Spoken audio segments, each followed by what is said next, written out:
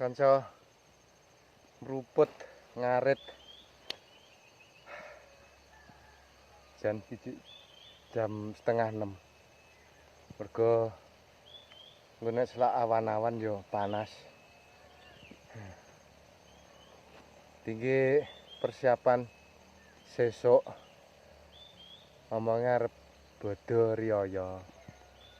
Ayo nih kanca. Persiapane bodho suket. Tapi aja bingung masalah toples.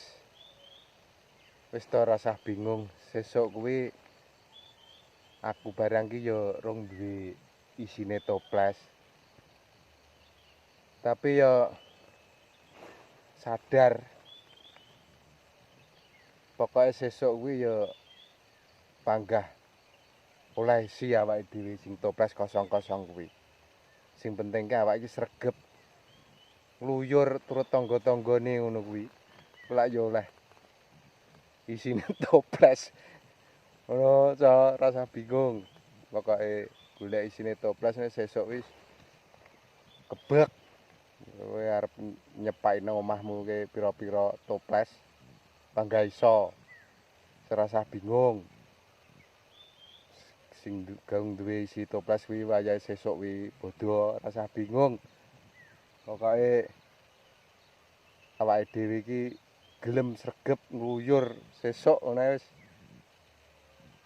Teko omah bek. Ngono kanca, ya. Sugeng Riyadin, mohon maaf lahir dan batin.